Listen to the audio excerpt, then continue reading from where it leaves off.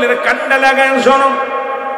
Utba Saiba Abu Jahl Abu Sufian তারা পাগলের মতো চলে আসলেন, এসে রাসূলুল্লাহর কুরআনুল কারীম শুনতে লাগলেন। উতবা আবু জেহেল রে, এটা কোনো মানুষের কোনো বানানো লেখা কিতাব নয়, এটা মানুষের লেখা নয়, পৃথিবীর জিনবুতের লেখা নয়, এর রব্বে কারিমের দান, এর রাহমাতুল লিল আলামিন। যখন কুরআন তেলাওয়াত করে আমরা ঘরে থাকতে পারি না, এত মজা, এত মহব্বত লাগে, এত ভালো লাগে। চার বন্ধুর লগে উতবা সাইবা আবু জেহেল আবু সুফিয়ানের লগে দেখা, আল্লাহু আকবার বলেন না। চার বন্ধুর লগে দেখা হলো। চারজন বলে তুমি না মুহাম্মাদের শত্রু, মুহাম্মদ তোমার শত্রু? বলে শত্রু আমি জানি, আরে মুহাম্মদ যখন কোরআন তেলাওয়াত করে আমি ঘরে থাকতে পারি না। আবু জেহেল কয় মুহাম্মদ যখন কোরআন তেলাওয়াত করে ঘরে থাকতে পারি না। আবু সুফিয়ান কয় মুহাম্মদ যখন কোরআন তেলাওয়াত করে ঘরে থাকতে পারি না। চার বন্ধু প্রতিজ্ঞা করলো হাতে হাত রেখে, আজ থেকে আমরা কোরআন পড়বো না, কাউকে শুনতেও দিব না, আমরা নিজেরাও শুনবো না, কাউকে শুনতে দিব না। সারা পৃথিবী, সারা গ্রামে, অল পৃথিবীর মধ্যে আছে একদল মাহফিল সাজার, একদল বন্ধ করার চেষ্টা করে, একদল মাহফিল করতেছে আর একদল বাধা দেয়, আর একদলকে আমাদের মতের সাথে চলতেছে না। এই তো আমাদের অবস্থা, জুড়ে বলেন ঠিক কি না? ওরা আজকে ভাল লাগছে সকলে মিলে যৌথভাবে চরমোনাই, সারসি, নাট্যসী, ফুরফুরা শরীফ, জামাত ইসলাম, তাবলীগ, সবাই, আমলিগ, বিএনপি, সবাই মিলা সুন্দর একটা জান্নাতের বাগান সাথে আমার প্রাণটা ভরে গেছে। এটাই তো ঐক্য, জোরে বলেন না মারহাবা। আমার ভাইরা, আমার বন্ধুরা, আমার গভীর মনোযোগ, যে কথা বলতেছিলাম দিলের কান্ডা লাগায় শোনো। এবার রাত্র যখন গভীর হয়ে গেল, আবু জেহেল চিন্তা করে আজকে কেউ আসবে না, একা একা শুনবো মুহাম্মাদের কোরআন, আজকে প্রাণ ভরে শুনবো। উতবা কয় আজকে কেউ আসবে না, আমি প্রাণ ভরে শুনবো। আবু লাহাব কয় আজকে কেউ আসবে না, আমি শুনবো।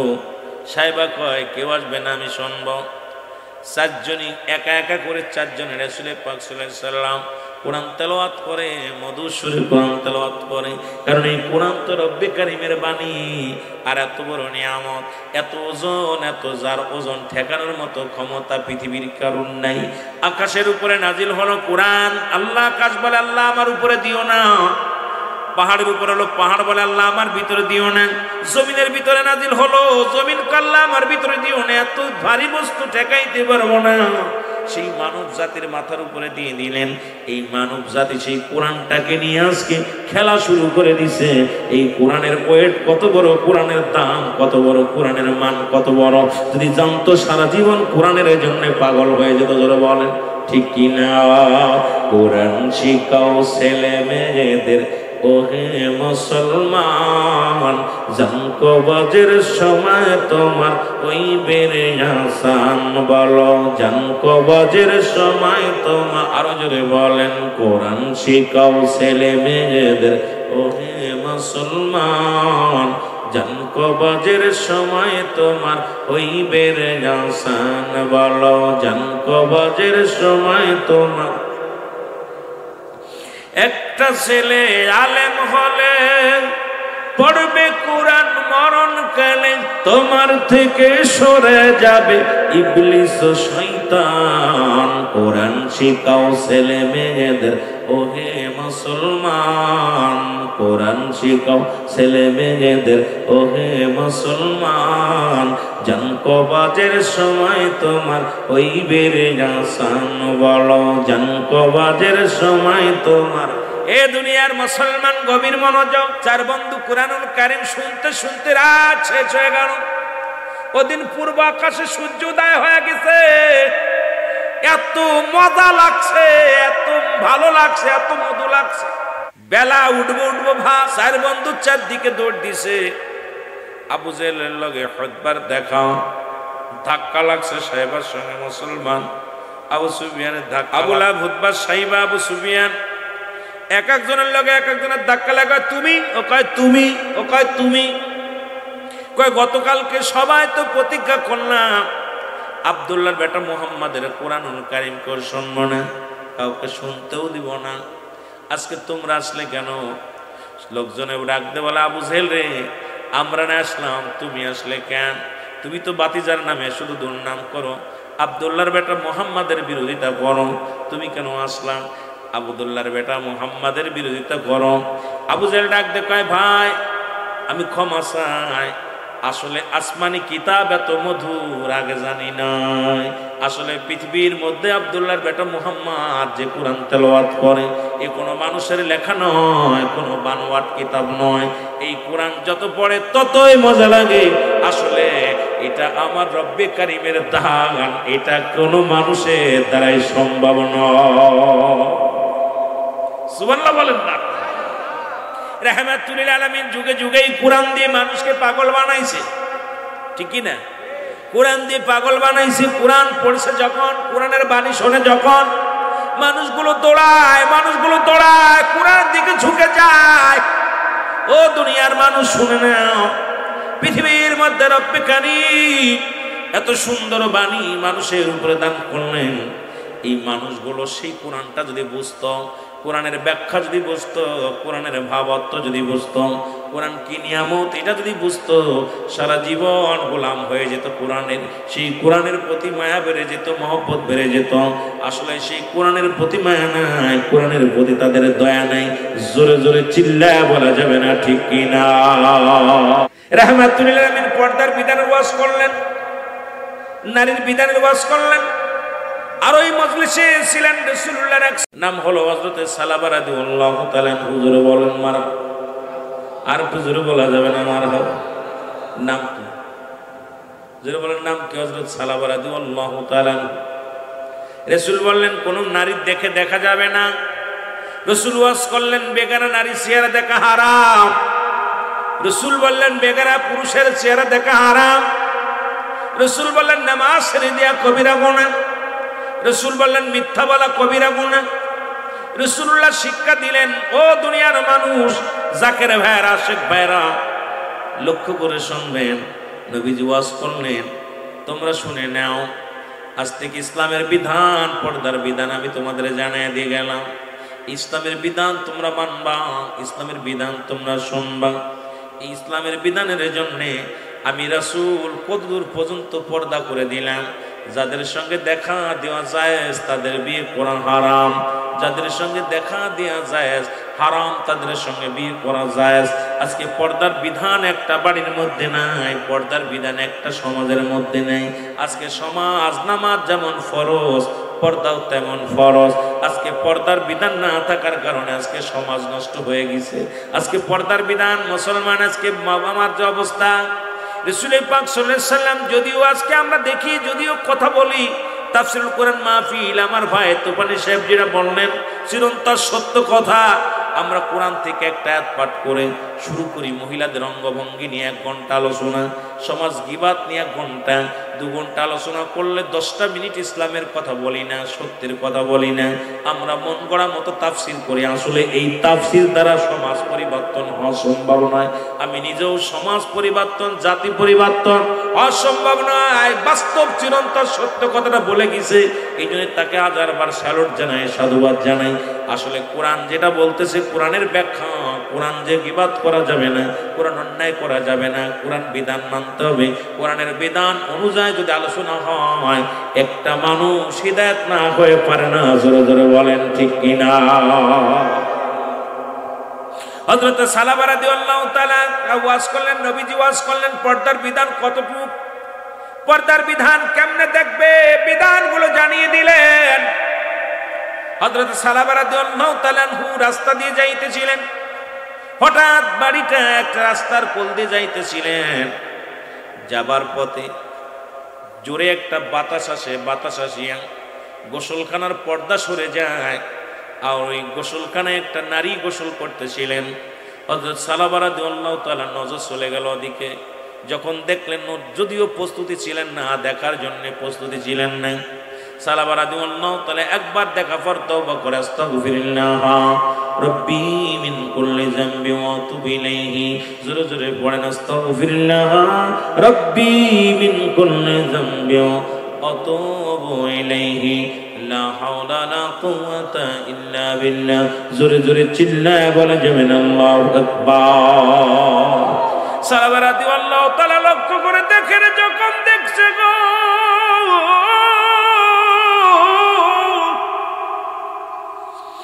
সঙ্গে সঙ্গে নিজে লজ্জিত হইয়া ডাকতে বলে, রব্বে কারীম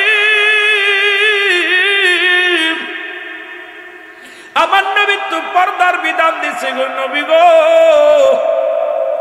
আপনি যে পর্দার বিধান দিছেন, পর্দার বিধান আমি যে শুনলাম সেটা আমি লঙ্ঘন করলাম। আমি যে বেগানা নারী দেখে ফেললাম, আমি যে বেগানা নারী চেহারা দেখে ফেললাম, ইয়া রাসূলুল্লাহ ইয়া হাবিবাল্লাহ, আমি ইসলাম ধর্ম কবুল করেছি।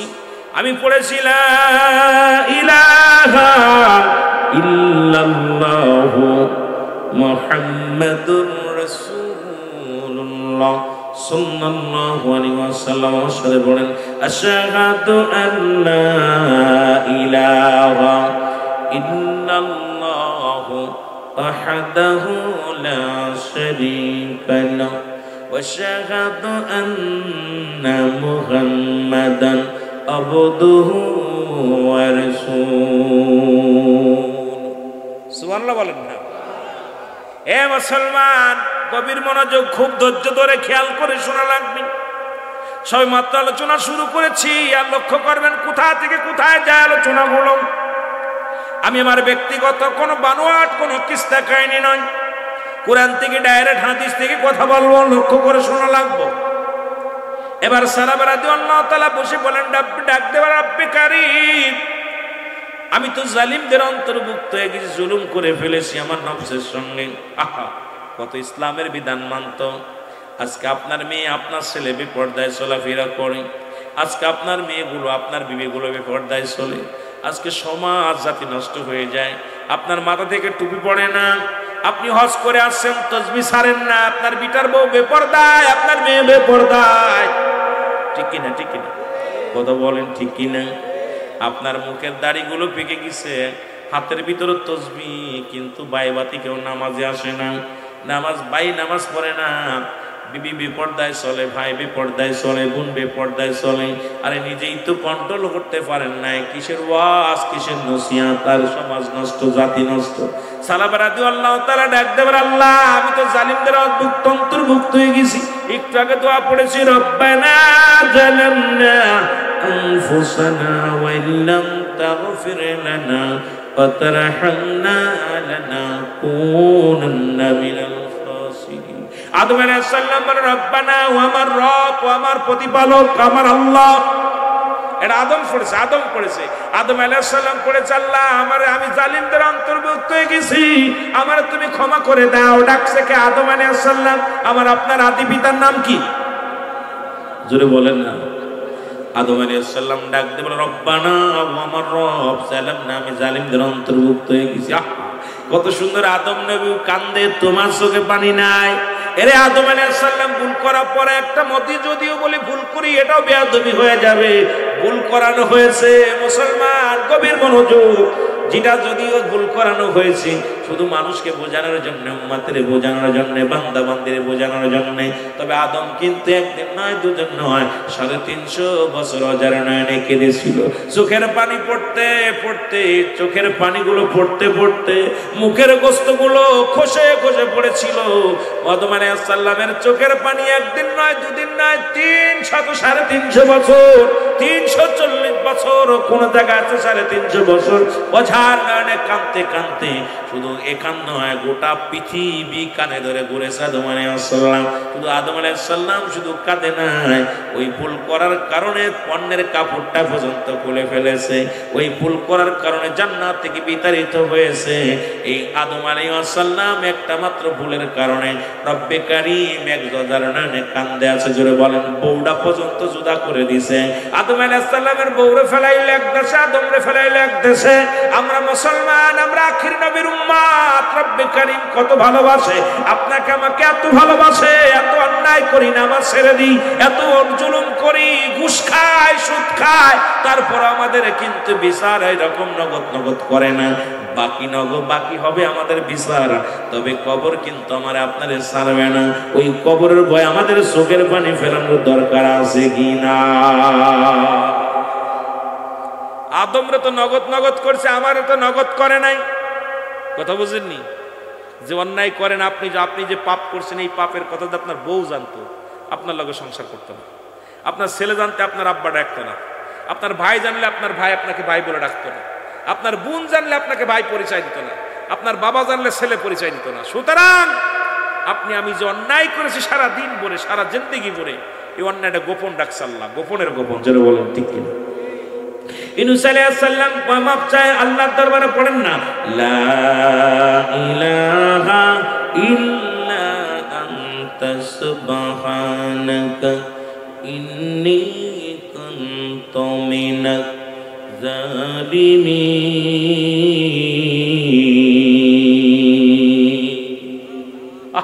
আদম আলাইহিস সালাম ডাকছে রব্বানা জালামনা, আমার রব, আমার প্রতিপালক, আমার সগীরা, আমার গুনাহ মাফ করো, ভুল ত্রুটি মাফ করো। ইউনূস আলাইহিস সালাম বলেন আল্লাহ আমিও জালিমদের অন্তর্ভুক্ত, আমারও মাফ করে দাও। সব নবীরা পর্যন্ত কাঁদছে, আর আমরা কত বড় নিকৃষ্ট নিষ্ঠুর হয়ে গেছি। এত অন্যায় করার পর চোখে পানি আসে না, আমাদের চোখে পানি আসে না। কারণটা কি? কারণ আমাদের নিষ্ঠুর হয়ে গেছে, এমন নিষ্ঠুর হয়ে গেছে। আমার ভাইরা, আমার বন্ধুরা, আমার যে কথা বলতেছিলাম লক্ষ্য করেন। সালাবা রাদিয়াল্লাহু তাআলা আনহু উনি হঠাৎ করে এটা দেখে খাস তওবা করে, আল্লাহ আমি তো জালিমদের অন্তর্ভুক্ত হয়ে গেছি, আমারে তুমি মাফ করে দাও। চোখের পানি ছেড়ে কাঁদতে ডাকতে বলে আল্লাহ যদি রহমাতুল লিল আলামিন জেনে যায় আমার এই অন্যায়ের কথা, ইসলামের কলঙ্ক হবে। যদি আমার এই পাপের কথা নবীজি জেনে যায়, আমি কেমনে মুখ দেখাবো? আরে আমি অন্যায় করেছি, আমি বেগানা নারী দেখে ফেলেছি, আমি আল্লাহর দরবারে কি জবাব দিব? ফেরেশতারা কি জবাব দিব? ফেরেশতারা যদি রাহমাতুল লিল আলামিনকে জানিয়ে দেয়, আমি কি জবাব দিব রাহমাতুল লিল আলামিনের কাছে? না, আমি এই মুখ আর নবীরে দেখাবো না, আমি আর এই মুখটা নবীরে দেখাবো না। সালাবা রাদিয়াল্লাহু তাআলা জঙ্গলে চলে গেলেন। এ বাগারপাড়ার মানুষেরা খুব সতর্ক দিয়ে কান দেয়া, দিলের কান্ডা দিয়া শুনবেন, কারণ আগেই বলেছে আমি গীবাত করে ওয়াজ করতে পারি না, সমালোচনা করে করতে পারি না। যতক্ষণ পর্যন্ত মাঠে থাকবো বোঝানোর জন্য চেষ্টা করো বাকি রব্বে কারিমের, কারণ হেদায়েতের মালিক আমি রুহুল আমিন নয়, হেদায়েতের মালিক কোনো আমির সাহেব নয়, কোনো পীর সাহেব নয়, হেদায়েতের মালিক হলো স্বয়ং আল্লাহ। জোরে বলেন ঠিক কিনা? একদিন গেল, দুদিন গেল, সালাবা রাদিয়াল্লাহু তাআলা মাস চলে গেল। রাসূলুল্লাহকে জিবরিল আমিন আমার আল্লাহ ডাকতে বলে, জিবরিল আমিন যাও আমার হাবিবরে জানায়া দাও, আমার নবীর যে সাহাবী, যুবক সাহাবী সালাবা রাদিয়াল্লাহু তাআলা তাকে তো দেখা যায় না, তার একটু খবর নিতে বলো। রাসূলুল্লাহর কানে কানে এসে জিবরিল আমিন ডাকতে বলে, ইয়া রাসূলুল্লাহ, ইয়া হাবিবাল্লাহ, শত শত সাহাবীরা নামাজ আদায় করে, এর ভিড়ে কি আপনার সালাবার কথা মনে পড়ে না? আপনার কি সালাবা রাদিয়াল্লাহু তাআলার কথা মনে পড়ে না? রাসূলুল্লাহ নামাজ শেষ করলেন, করে সাহাবীদেরকে বলেন, আমার সাহাবীরা নাই, ও আমার সাহাবীরা, তোমরা কি আমার সালাবারে দেখছো? সালাবারে তোমরা দেখছনি? সাহাবীরা বলে, ইয়া রাসূলুল্লাহ, ইয়া হাবিবাল্লাহ, সালাবারে তো আমরা 1 মাস হয়ে গেল দেখতে পাই না, নবী গো মসজিদে তো আসে না। খবর নেও, সালাবার বাড়িতে খবর নেও। বাড়িতে খবর নেওয়া হলো, সালাবার খবর তার বায়ে বলতে পারে না, মায়ে বলতে পারে না, বাবায় বলতে পারে না। রাসূলুল্লাহ বলে, আমার সাহাবীরা তোমরা কে কোথায় আসো? আসো, আমার সালাবার খবর নেও, না জানি মক্কার কাফেরেরা আমার সালাবারে মেরে ফেলেছে, না জানি আমার সালাবারে দুনিয়া থেকে বিদায় করে দিছে। আমার সালাবা আমার এত ভালোবাসতো, আমার আল্লাহ রাব্বুল আলামিনের গোলামি করতো, আজ মাস চলে গেল আমার সালাবার চেহারা আমি দেখতে পাই না। তোমরা কে কোথায় আসো? কোথায় রে আমার উমর? কোথায় রে আমার উসমান? কোথায় রে আমার আলী? কোথায় রে আমার হযরত আবু বকর সিদ্দিক রাদিয়াল্লাহু তাআলা? সাহাবীরা ছুটে চলে আসলেন, নবীজি বললেন, ভাই উমর, আবু বকর রে, তোমরা শোনো, মক্কার অলি গলির মধ্যে খবর নাও। 2 জন করে রাসূলুল্লাহ টিম বানায় দিলেন। এই 2 জনের মধ্যে হযরত রাসূল পাক সাল্লাল্লাহু আলাইহি সাল্লাম, হযরত আবু বকর সিদ্দিক রাদিয়াল্লাহু তাআলা আনহু আর হযরত ওমর রাদিয়াল্লাহু তাআলা আনহু একটা টিমের মধ্যে দিলেন। যাও তোমরা, যাও তোমরা পূর্ব দিকে যাও। হযরত আলী রাদিয়াল্লাহু তাআলা আনহু হযরত উসমান গনি রাদিয়াল্লাহু তাআলাকে ডাকতে বললেন, সাহাবীরা রে শোনো, তোমরা উত্তর দিকে যাও। পূর্ব পশ্চিম তন্ন তন্ন করে দেখো, আমার সালাবার লাশ যদিও পাও, যদি সালাবার কোনো চিহ্নিত পাও, আমি নবীর কদমের মধ্যে নিয়ে আসবা।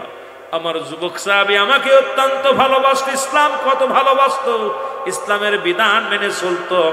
কারণ ইসলামের বিধান, ইসলামী মানে এহসান, কালেমা, নামাজ, রোজা, হজ, যাকাত, শরীয়ত, তরিকত, হাকিকত, মারিফাত, আগুন, পানি, মাটি, বাতাস, যে ইসলামের যে বিধানগুলো আছে সব আমার সালাবার মধ্যে ছিল। সুতরাং আমার সালাবারে তোমরা খুঁজে বাইর করো। জোরে জোরে চিল্লায় বলা যাবে না মারহাবা, আর একটু জোরে জোরে চিল্লায় বলা যাবে না আল্লাহু আকবার। এ দুনিয়ার মুসলমান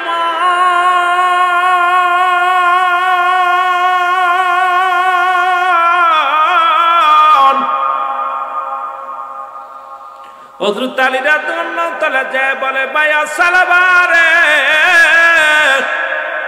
তোমারে কতই না খুঁজি রে, খুঁজতে খুঁজতে তোমাকে পাইলাম এখানে সালাবা। চলো যাই, নবীজি বড় উত্তাল হয়ে আসে, এক নজর দেখার জন্যে তোমার। ও সালাবা, দেরি করো না, তুমি বাড়ি নয়, তুমি কোনো মেহমান বাড়ি নয়, পাহাড়ি কেনারে সালাবা। সালাবা কথা বলতে পারে না, সালাবা থরথর করে কাঁপে, দেহের মধ্যে কোনো বল নাই, সালাবা দ্বারা বসে আছে। সালাবা বলে, ডাকতে বলে, ভাই আলী আগে বলো, আমার বিষয় কি আমার নবী কিছু জানতে পারছে রে? আমার পাপের কথা কি মানুষ জেনে গেছে? আমি পাপ করেছি, আমার অন্যের কথা কি আমার রাসূল জেনে গেছে? আগে বলো, আমার পাপের বিষয় নিয়ে কোনো কোরআনের আয়াত নাজিল হয়েছে কিনা? আমার পাপের বিষয় নিয়ে কোনো হাদিসের বাণী নাজিল হয়েছে কিনা? আমাদের তাড়াতাড়ি বলো। হযরত আলী রাদিয়াল্লাহু তাআলা ডাক দিয়ে বলে, ভাই সালাবা, আমার নবী তেমন কোনো কথা আমাদের শোনান নাই, আমরাও তো জানতে পারি না তুমি কি এত অপরাধ করেছো, একবার বলো। বল আগে বলো। বলে, না না আমি বলবো না, আমার পাপের বিষয়ে রাসূল কিছু বলছে কি, আগে বলো। বলে, না রাহমাতুল আলামিন কিছু বলে নাই। সালাবারে তুমি তাড়াতাড়ি চলো। দুই সাহাবী আতশীন করে নিয়ে আসলেন, সালাবারে রাসূলুল্লাহর কদমের মধ্যে আনলেন। আমার নবীজির কদমের মধ্যে আসার পর সালাবা রাদিয়াল্লাহু তাআলা রাসূলুল্লাহর কদমের মধ্যে চুমা দিলেন। নবীজি বলে, সালাবা রে তুমি কোথায় ছিলে এতদিন, কোথায় ছিলে? বলি, ইয়া রাসূলুল্লাহ, ইয়া হাবিবাল্লাহ, নামাজ যেমন ফরজ করছেন আপনি, যেমন নামাজের বিধান বলেছেন, পর্দার বিধান আপনি বলেছিলেন, ইয়া রাসূলুল্লাহ, ইয়া হাবিবাল্লাহ, আমি একটা ভুল করেছি নবী গো। বলে, কি ভুল? বলে, আমি রাস্তা দিয়ে মসজিদ থেকে নামাজ শেষ করে আসার পথে নবী গো, একটা বাড়ির সামনে দিয়ে আসতেছিলাম, হঠাৎ করে বাতাস এসে ওই বাড়ির পর্দা সরে যায়, আর গোসল করা অবস্থায় একটা মেয়েকে আমি দেখে ফেলি। যে অবস্থায় দেখেছি, আল্লাহর কসম করে বলি নবী গো, এ বিষয়ে আমি অবগত ছিলাম না, আমিও প্রস্তুতি ছিলাম না, দেখার জন্য কোনো মনস্তাপ ছিল না, মনের অজান্তে আমি দেখে ফেলেছি, আমি অন্যায় করে ফেলেছি। ইয়া রাসূলুল্লাহ, ইয়া হাবিবাল্লাহ, আমার রব্বি কারীম কি আমার গুনাহ মাফ করবে? আমার নবী একটা হাসি দিয়ে বলে, সালাবা রে, ও সালাবা, না না, তোমার বিষয়ে কোনো কিছু আমার জিবরিল আমিন বলেন নাই, রব্বি কারীম আমারে জানান নাই। ইয়া রাসূলুল্লাহ, ইয়া হাবিবাল্লাহ, তাহলে কি আমার কোনো গুনাহ হয় নাই? নবী বলে, এমন তো বিষয় রব্বি কারীম আমারে জানান নাই, সুতরাং তুমি মনের অজান্তে দেখে ফেলেছো, রব্বি কারীম হয়তো তোমারে ক্ষমা করেছে, তবুও তুমি আমার সঙ্গে তওবা করো। সালাবা রাদিয়াল্লাহু তাআলা রাসূলের সঙ্গে তওবা করলেন, খাস তওবা করে নিলেন। হঠাৎ করে সালাবা উপরের দিকে তাকাইয়া একটা চিৎকার মেরে দিয়ে বলে, নবী গো, মায়ার নবী, ইয়া রাসূলুল্লাহ, ইয়া হাবিবাল্লাহ, নবী গো, আমার পিছনের রগটা যেন কেমন, পিছনের শিরাগুলো কেন যেন কেমন কেমন লাগতেছে। ইয়া রাসূলুল্লাহ, পিপিলিকা যেমন হেঁটে হেঁটে বেড়ায়, তদ্রূপ আমার মনে হয় পিছনের রগের পিছন দিয়ে পিছনের ঘাড়ের পিছন দিয়া পিপিলিকার মতো কে যেন মনে হয় কোনো পোকা বাইতেছে। আমার নবী কয় সালাবারে আর বেশিক্ষণ তুমি আমাদের মধ্যে নই, কারণ তোমার সামনে আজরাইল আলাইহিস সালাম হাজির হয়ে গেছে। জোরে জোরে চিল্লায় বলো আল্লাহু আকবার। ওরে আজ না হয় কাল তুমি যাইবা কবরে, আজ না হয় যাইবা কবরে, যাবার বেলায় দেখবে চেয়ে গো তোমার ছবি রইল পড়ে, যাবার কালে দেখবে চেয়ে গো তোমার ছবি রইল। আজ না হয় কাল তুমি, আজ না হয় কাল যাইবা কবরে, যাবার বেলায় দেখবে চেয়ে গো তোমার ছবি রইল। যাবার বেলা তোমার দাদাই গিয়েছে বাবাই গিয়েছে কেউ আসলো না ফিরে, দাদাই গিয়েছে বাবাই গিয়েছে কেউ আসলো না ফিরে, তোমার তো যাইতে হবে রে ও ভাই অন্ধকার কবরে, তোমার তো যাইতে হবে রে। বলো আজ না হয় কাল তুমি, আজ না হয় যাইবা কবরে, যাবার বেলায় দেখবে চেয়ে গো তোমার ছবি রইল। যাবার বেলা ঘর করলা বাড়ি করলা ছবি যাইবা সেরে, ঘর করলা বাড়ি করলা ছবি যাইবা সেরে, যেদিন আজরাইল ধরা দিবে রে সবাই যাইবা ছবি ছাড়িয়া, যেদিন আজরাইল ধরা দিবে রে। বলেন আজ না হয় কাল তুমি আজ যাইবা কবরে, যাবার বেলায় দেখবে চেয়ে গো তোমার ছবি রইল। যাবার বেলায় কুল্লু মান আলাইহা ফান, সব শেষ করে দিবে কে? রব্বি কারীম। জোরে বলেন ঠিক কিনা? এ দুনিয়ার মুসলমান গভীর মনোযোগ। সালাবা রাদিয়াল্লাহু তাআলা কে নবী ডাকতে বলে, সালাবা রে তোমার সামনে আজরাইল আলাইহিস সালাম হাজির, কালেমা পড়ো।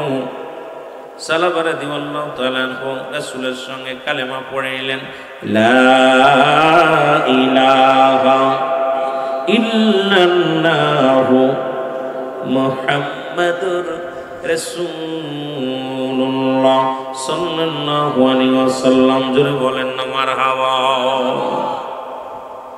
সালাবা রাদিয়াল্লাহু তাআলা ইন্তেকাল করলেন। আল্লাহু আকবার বলেন না। সালাবা রাদিয়াল্লাহু তাআলা ইন্তেকাল করলেন। নবীজি বললেন, সাহাবীরা রে আমার সালাবারে সুন্দর করে গোসল দাও, সুন্দর কাফনের কাপড় পরাও, আমি নবী তার জানাজার নামাজে ইমামতি করব, আজ আমি তার নামাজ পড়াইব। এমন সৌভাগ্য কার আছে রে মুসলমান? সালাবারে গোসল করানো হলো।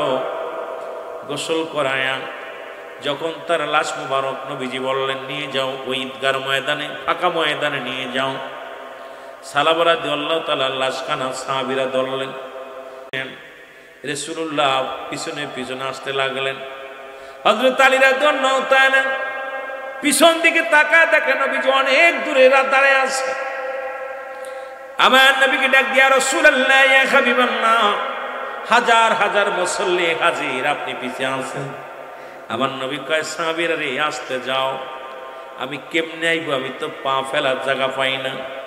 নবীজি মিসকি হেসে দিয়া বলে, আমার সাহাবীরা রে আজকে আমি আসমান থেকে দেখছি আমার সালাবার জানাজার নামাজে অসংখ্য লক্ষ লক্ষ কোটি কোটি আসমানি ফেরেশতারা জমিনের মধ্যে হাজির হয়ে গেছে। আমার সালাবার জানাজার নামাজে অসংখ্য ফেরেশতা হাজির হয়ে গেছে। জোরে জোরে চিল্লায় বলা যাবে না মারহাবা। আর একটু জোরে বলেন মারহাবা। রাসূলুল্লাহ বলেন সাহাবীরা রে আস্তে যাও। রাসূলুল্লাহ ওই পর্যন্ত যেতে অনেক সময় নিলেন।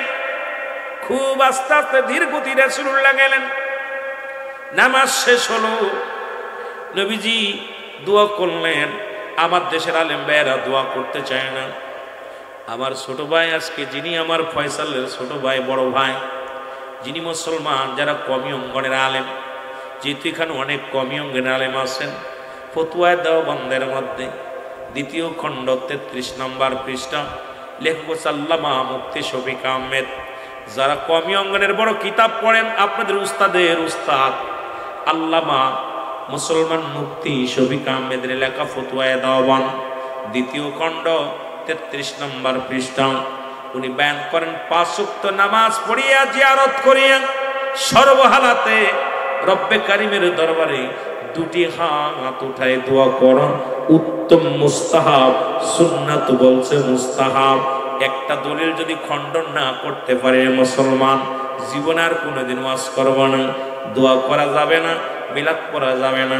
যদি কোনো কমি অঙ্গনের আলেম থাকেন, চ্যালেঞ্জ করতে পারেন, জীবনে কোনোদিন আর আলোচনা করব না। আমি আগেই বলছি, হট্টগোল করতে আসি নাই, কাউরে গিবাত করতে আসি নাই, তবে কোরআন হাদিসের কথাগুলো বলতে এসেছি। রাসূল পাক সাল্লাল্লাহু আলাইহি ওয়াসাল্লাম দোয়া করলেন। আমার নবীজি সাহাবীরা বলেন, সাহাবীরা ডাকতে বলে, ইয়া রাসূলুল্লাহ, ইয়া হাবিবাল্লাহ, আপনার এত দেরি হলো কেন? আসতে এত দেরি হলো কেন? এতটুকু জায়গা আপনার এত সময় নিলেন? আমার নবীজি বললেন, আমার সালাবা এত বড় ভাগ্যবান।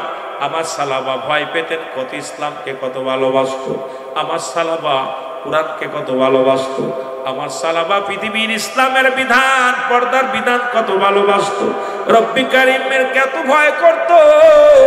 আমার সালাবা ইন্তেকালের পরে অসংখ্য ফেরেশতারা তার জানাজায় হাজির হয়ে গেছে। রব্বি কারিম ফেরেশতাদের ডাকতে বলে, ফেরেশতারা রে, যাও যাও, ওই জান্নাতের দরজাগুলো খুলে দাও। একটা নয়, 2টি নয়, 8টা দরজায় খুলে দাও। 8টা দরজা দিয়ে আমার সালাবা যে দরজা দিয়ে মন চায় সেই দরজা দিয়ে প্রবেশ করবে।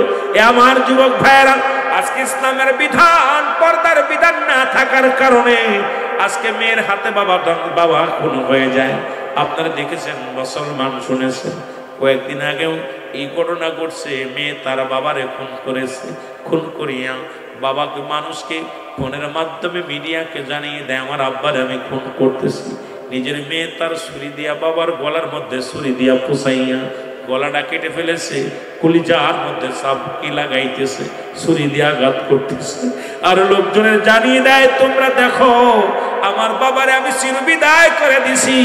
মিথ্যা একটা নাটক করলেন। নাটকটা হলো, মুসলমান মিডিয়ার সামনে মেয়ে বললেন, আমার বাবা আমাকে ধর্ষিতা করেছে, আমাকে কি করেছে, আমাকে রেপ করেছে। পৃথিবীর মধ্যে বাবা নামের কলঙ্ক আমরা। আজকে যদি ওই মেয়েটাকে পর্দায় রাখতাম, ওই ছোট্টবেলা থেকে যদি শৃঙ্খলা ভাবে চলতে না দিতাম, ছোট্টবেলা থেকে যদি মেয়ে পর্দায় চলতে না দিতাম, ওই মেয়েটার কাপড় আর মেয়েটার পোশাকেই বলে দেয় সে একজন পৃথিবীর মধ্যে সবচেয়ে বড় জিনাকারী। পৃথিবীর মধ্যে মুসলমান শুনে নাও, সবচেয়ে নিকৃষ্ট নারী। কিন্তু বাবা জাতিকে কলঙ্ক দিয়ে গেলেন, বাবা জাতির কলঙ্ক দিয়ে গেলেন। শুনলাম সমগামী মেয়েটা ছিলেন, কারণ নিজে উশৃঙ্খল পথ, নিজে গাঁজা মদ খেতেন, বেগানা পুরুষের সঙ্গে চলাফেরা করতেন। এমন উশৃঙ্খল বাবা, উশৃঙ্খল মেয়ে বাবাকে চির বিদায় করে দিছে। এই জন্য আমি আগেই বলেছি, নামাজও যেমন ফরজ, এই পৃথিবীর মধ্যে তদ্রূপ পর্দাও তেমন ফরজ। আজকে পর্দার বিধান নাই, না থাকার কারণে সমাজ জাতি সব সে জোরে জোরে চিল্লায় বলেন ঠিক কিনা? আর একটু জোরে জোরে চিল্লায় বলা যাবেন আল্লাহু আকবার। মহব্বতের সঙ্গে দুরূদ শরীফ পড়েন, আল্লাহুম্মা।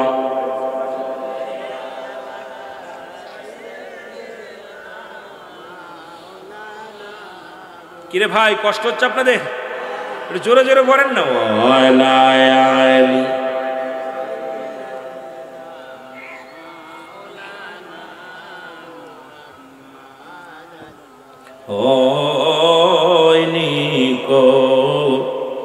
হবে না গো আমন সজন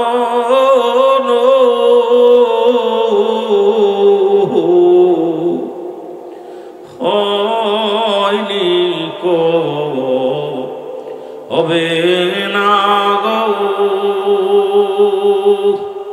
ও ভাই আমন সজন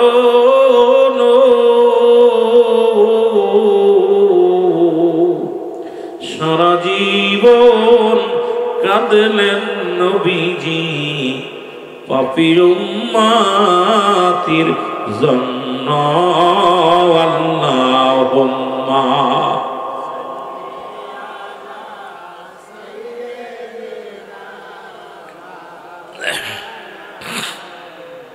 আলা আলি সাইয়্যিদিনা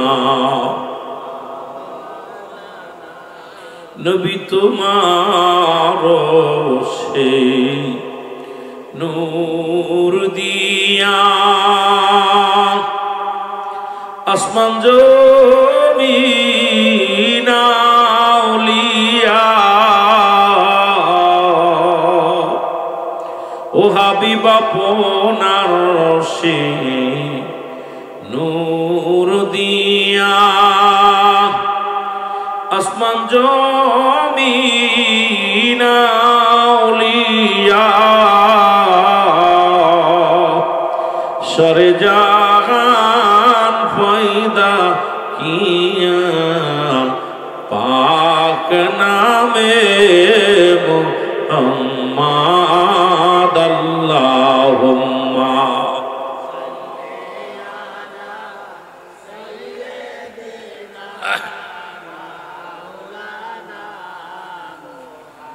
ওয়ালা আলি সাইয়্যিদিনা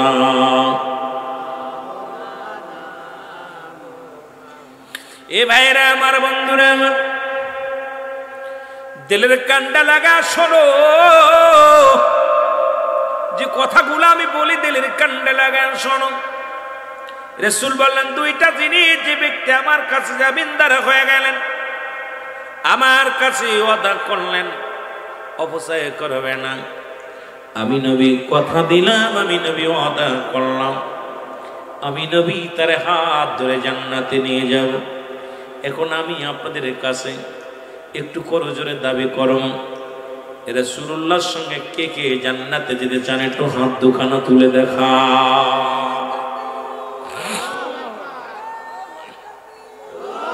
অনেকে উঠান নাই অনেকে উঠান নাই কষ্ট হচ্ছে অনেকে হাত উঠান নাই রাসূলুল্লাহর সঙ্গে জান্নাতে যেতে চান না যারা এদের মতো কপাল পোড়া মানুষ আর দুনিয়ায় নেই রাসূল বললেন আমি নবী ওয়াদা করলাম নবীজি ওয়াদা করেছে নবীজি বললেন আমি ওয়াদা করলাম আমি কথা দিলাম আমি তোমাদের জানায়া দিলাম যে ব্যক্তি আমার কাছে দুইটা জিনিস ওয়াদা করবেন কয়টা জিনিস দুইটা জিনিস ওয়াদা করবে আমি রাসূলুল্লাহ পৃথিবীর মধ্যে কথা দিয়ে দিলাম আমি নবী তার হাত ধরে জান্নাতে নিব তার মধ্যে এক নাম্বার হলো দু গালের মধ্যবস্তু জিহ্বা এই মুখ দিয়ে গাঁজা খাওয়া যাবে না মদ খাওয়া যাবে না বিড়ি খাওয়া যাবে না এই মুখ দিয়ে কাউকে গালি দেওয়া যাবে না এই মুখটারে পবিত্র রাখতে হবে এই মুখের মধ্যে হারাম জিনিস ভক্ষণ করা যাবে না এই মুখটার যে ব্যক্তি কন্ট্রোল করতে পারবে রাসূলুল্লাহ ওয়াদা করেছেন আমি নবী তার হাত ধরে জান্নাতে নিয়ে যাব আজকে মুসলমান রাসূলুল্লাহর সঙ্গে যদি জান্নাতে যেতে হয় এই মুখ দিয়ে কাউকে গালি দেওয়া যাবে না মুখ দিয়ে পচা কথা বলা যাবে না এই মুখ দিয়ে হারাম ঢুকানো যাবে না মুখটারে জিহ্বাটারে কন্ট্রোল করার দরকার আছে কিনা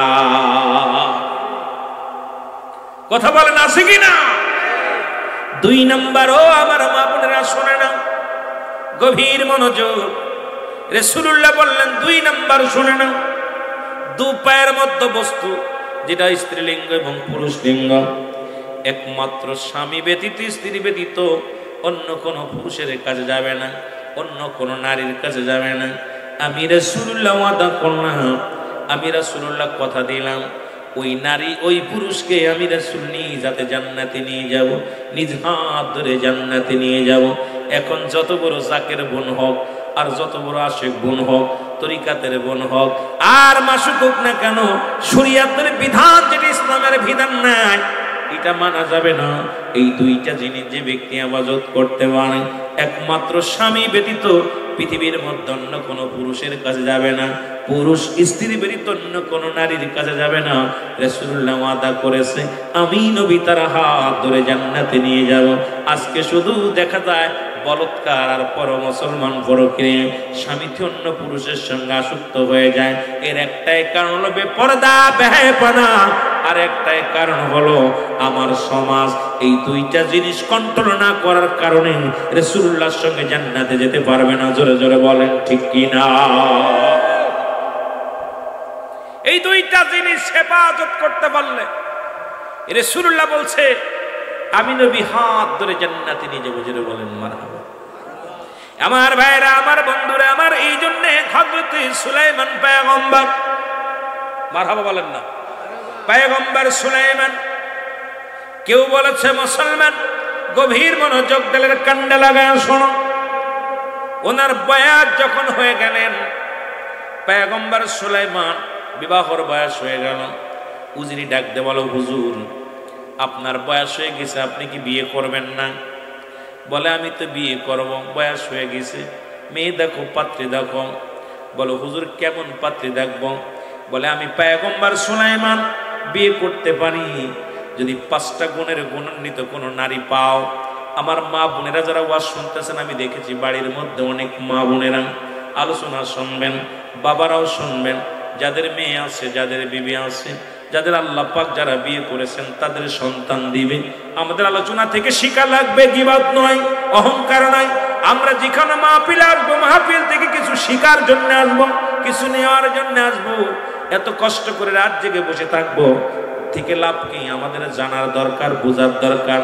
বক্তাগুলো কি বলে এই কথাগুলো বাড়ি নিয়ে যাব। যদি বক্তা ভুল বলে আমরা বাড়ি নিব না, যদি সঠিক বলে বাড়ি নেওয়ার জন্য চেষ্টা করব। জোরে জোরে বলেন ঠিক কি না? পয়গম্বর সুলাইমান পয়গম্বর বললেন ও উজির, আমি বিয়ে করব, তবে 5টা গুণের গুণান্বিত নারী হওয়া লাগবে। কয়টা গুণ? জোরে বলেন কয়টা গুণ? আরো জোরে বলেন কয়টা গুণ? 5টা গুণ। নাম্বার 1, উজিরের নাম্বার 1 হবে ওই নারীটা নারীর সতীত্ব। পৃথিবীর মধ্যে নারীর সতীত্ব আমানতদারি। পৃথিবীর মধ্যে ওই নারীর সতীত্ব আমানতদারি রাখছে। কোনো বেগানা পুরুষ দেখে নাই, কোনো বেগানা পুরুষ তাকে স্পর্শ করে নাই। 1 নাম্বার নারীর সতীত্ব, সেটা আমানতদারি। 2 নাম্বার পর্দাশীলতা। কোনো পুরুষ তার চেহারা দেখে নাই, পর্দার বিধান মেনে চলছে। মেয়েরা শুনে নাও, যেহেতু তাফসীর মাহফিল দিছো, একটা আয়াতের বিশ্লেষণ তাফসীর করতে গেলে রাত শেষ। আমি অনেক আলোচনা করে ফেলেছি, তারপরও যেহেতু পল্লী এলাকা একটু বিষয়ের উপর আলোচনা করার দরকার, এই জন্য একটু আমি অন্যদিকে লক্ষ্য করে কথা বলতেছি বাবারা আমার।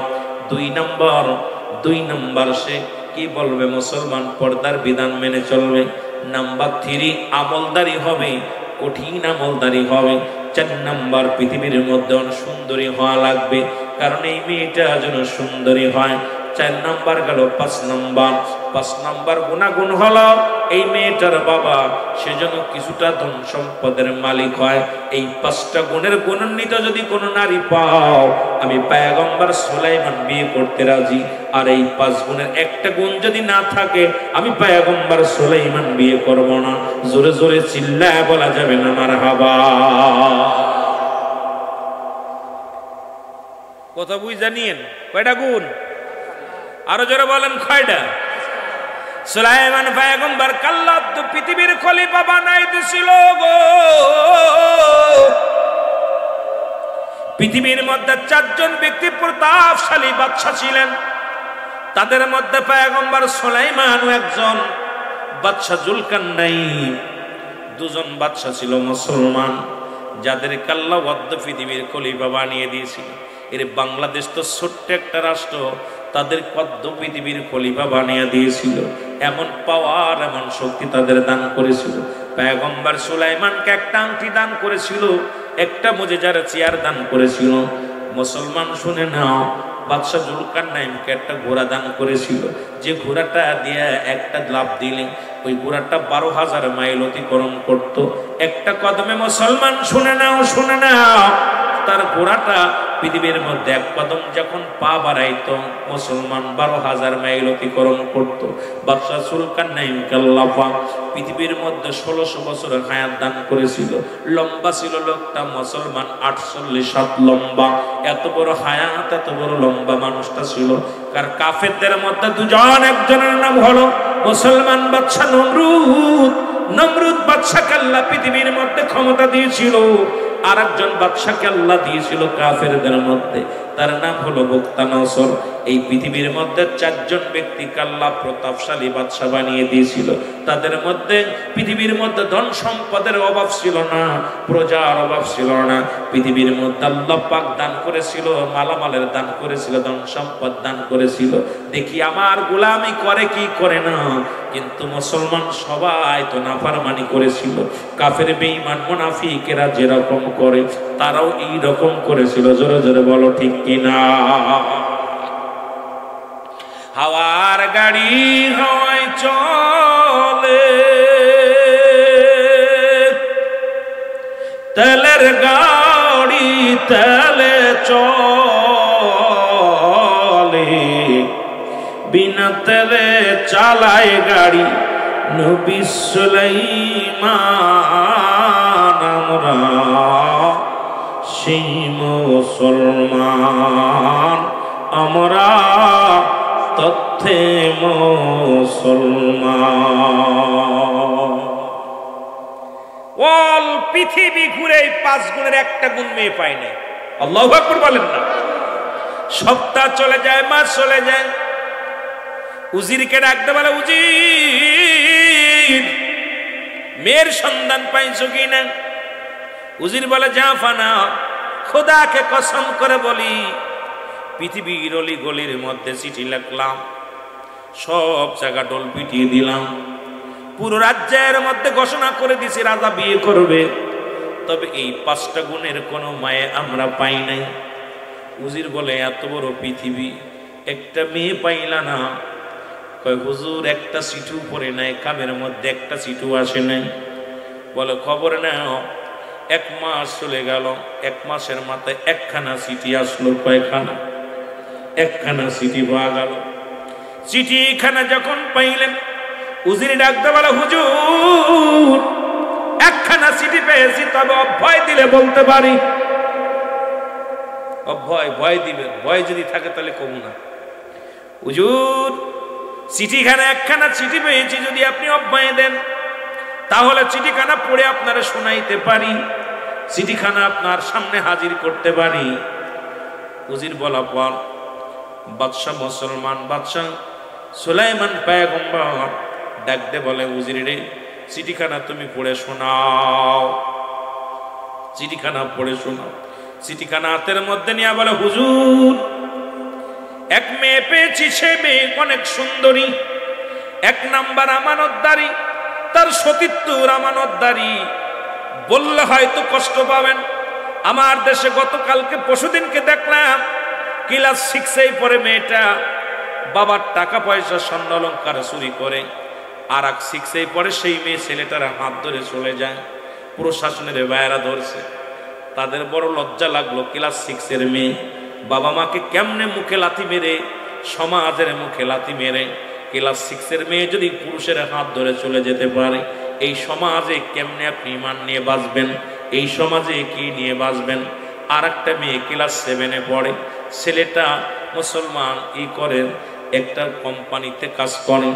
মুসলমান শুনে নাও, এই 2টা ছেলে মেয়ে প্রশাসনের ভাইয়েরা ধরছে, ধরার পর তাদেরকে গ্রেফতার করে তাদের গার্জিয়ানদের খবর দিছে। গার্জিয়ানের হাতে যখন দিছে, মেয়েটা বলতেছে, বাবা আমি সাবাল্লিকা, আমার ওদিকা, আমার বিয়ের করার বয়স হয়ে গেছে। বলছে, না মা, তুমি কেবল 6-এই বড়, কেবল বয়স মাত্র 13, 12, 11 বছর। কত বছর? 11 বছর। কয় না, আমার 11 বছর হলে আমার বিয়ের বয়স হয়ে গেছে। আজকে জাতি সমাজ কত নষ্টের পথে চলে গেছে। যারা ফেসবুক চালান, নেট চালান, দেখা পর বড় লজ্জা লাগে। এই সমাজকে বাঁচাতে হলে, এই সমাজকে যদি বাঁচতে হয়, নিজে বাঁচতে হয়, ইসলামের বিধান মানতে হবে, কোরআন মানতে হবে। আর ওই আগে বলছি, নামাজ যেমন ফরজ, পর্দা তেমনি ফরজ। ওই পর্দা না থাকার কারণে আমার সমাজ, আমার জাতি সব শেষ হয়ে যাচ্ছে। জোরে বলেন ঠিক কিনা? ক্লাস 6 এর মেয়ে, আমি লজ্জা পেয়েছি, একদম ছোট্ট মেয়ে। আরে ভাই, চিন্তা করছেন একবার, ওর বাপ মা কত খারাপ। ওই মেয়ের সর্বনিম্ন খোঁজ নিয়ে দেখুন বাবা মার চরিত্র কত খারাপ। বাবা মার চরিত্র কালচার খারাপ হওয়ার কারণে ওই মেয়ে, ওই ছেলে কেবল সবে মাত্র 6 উঠছে, সেই ছেলে মেয়ে চলে যেতে পারে। এখান থেকে ফিরতে হলে আমাদের অবস্থা খালি ওর পিছে না লেগে গাগে ঘর ঠেকান, বাড়ি ঠেকান, বউ নিয়ে খালি হাওয়া খাওয়াবেন আর বউ নিয়ে মানুষের দেখাই নিয়ে বেড়াবেন, পরের মেয়ের পাশ করবেন। আপনার মেয়েগুলো সাবধান। এ যুবকেরা, চিন্তা করছো পরের ঘর ভাঙতেছো না বাবা, তোমার নিজের ক্ষতি নিজে করতেছ। তোমার ঘরও কন্যা সন্তান আছে, তোমার বিবি আছে। যেদিন তোমার বিবি অন্য পুরুষে নিয়ে যাবে, তোমার মেয়ে যখন অন্য পুরুষের হাত ধরবে, সেদিন তুমি কষ্ট কেমন লাগে বুঝতে পারবে। তুমি পরের ক্ষতি করতেছো, নিজের ক্ষতি না। চিন্তা, নিজে কি পরের ক্ষতি করতেছো? না, নিজের ক্ষতি নিজে করতেছো। জোরে বলেন ঠিক কি না? আমার ভাইরা, আমার বন্ধুরা, আমার উজরি ডাকতে বলে, হুজুর,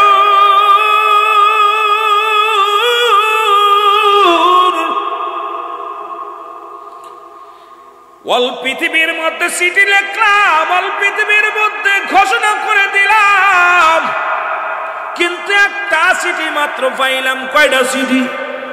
একখানা চিঠি পাইলাম। কি একটা চিঠি? তাও চিঠিতে হুজুর অভয় দিলে বলতে পারি। কি বলে? 1 নাম্বার, এই মেয়েটা 1 নাম্বার সে সতীত্ব আমানতদারি। 2 নাম্বার কঠিন পর্দাশীলতা। 3 নাম্বার সুন্দরী, এই জমিনের মধ্যে সব চাইতে সুন্দরী। 4 নাম্বার এত আমলদারি, কঠিন আমলদারি, এর মতো আমলদারি মেয়ে হয় না। 4 নাম্বার বলে উজির দাঁড়ায় গেলেন। বলে 5 নাম্বারটা বলো।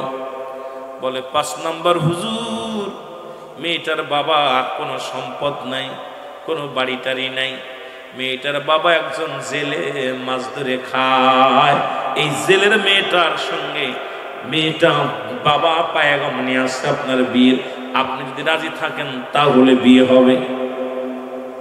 উজির কথা বলার সঙ্গে সঙ্গে বাদশা পয়গম্বর সুলাইমানের ক্ষিপ্ত হইয়া এত রাগা রাখছে। কি বলতে চাও? একজন জেলের মেয়ে, আমি জেলের মেয়েকে বিয়ে করি, আমি প্রেসিডেন্ট, দেশের প্রেসিডেন্ট, আর আমার জন্য আনছো জেলের মেয়ের পয়গম্বর নিয়ে।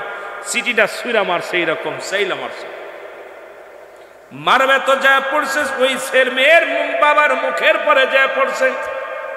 চিঠিখানা হাতের মধ্যে নিয়ে দর দর করে চোখের পানি ছেড়ে কান্দার বলে মেয়েটার বাবা, রব্বে কারীম, আমি তো জীবনে বাড়ির চিন্তা করি নাই, নারী চিন্তা করি নাই, জীবনে কোনো দিন টাকা পয়সা ধন সম্পদের চিন্তা করি নাই।